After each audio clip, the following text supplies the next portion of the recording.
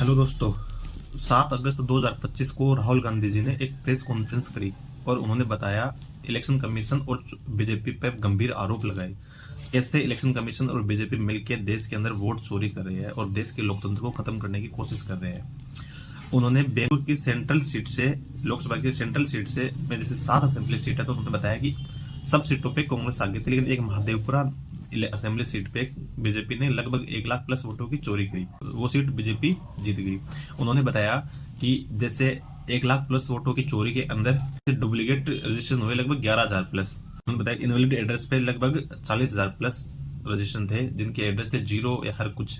और एक ही लोकेशन पे बहुत सारे रजिस्ट्रेशन, ऐसे वोटों की संख्या थी लगभग 10,000 प्लस।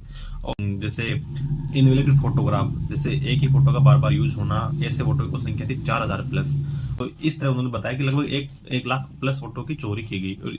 और ये बात कहीं ना कहीं सच भी लग रही है, क्योंकि इलेक्शन कमीशन ने कुछ ऐसी चीजें करी है। जैसे प्रेस कॉन्फ्रेंस चल रही थी राहुल गांधी जी की, तब क्या करा इलेक्शन कमीशन ने, उन्हें राहुल गांधी जी को नोटिस दिया और बोला कि एफिडेविट दो हमें, तब आपकी बात मानेंगे, वरना आपकी बात गलत है।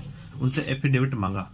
और अगर उसके कुछ दिन बाद ही अनुराग ठाकुर जी ने प्रेस कॉन्फ्रेंस करी और उन्होंने भी बताया कि 6 सीटों पे वोटर रजिस्ट्रेशन में गलतियां हुई है। तो उनके पास ये डिटेल कहां से आ गई? राहुल गांधी जी को एक सीट पे 6 महीने लगे और अनुराग ठाकुर जी को केवल 6-7 दिन के अंदर ही बता दिया डाटा। उनके पास ये डिजिटल कॉपी कहां से आई? इलेक्शन कमीशन ने डिजिटल कॉपी क्यों नहीं दी कांग्रेस को? और क्यों सीसीटीवी कैमरे की फुटेज नहीं दे रही? उनके पास डिटेल कहां से? अनुराग ठाकुर जी के पास।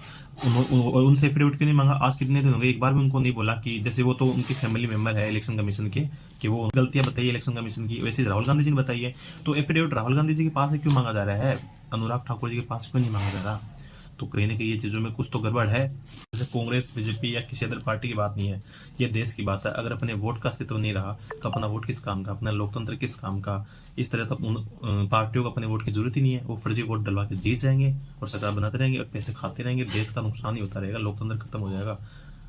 दोस्तों, इस पे आपका ध्यान जाना बहुत जरूरी है। धन्यवाद।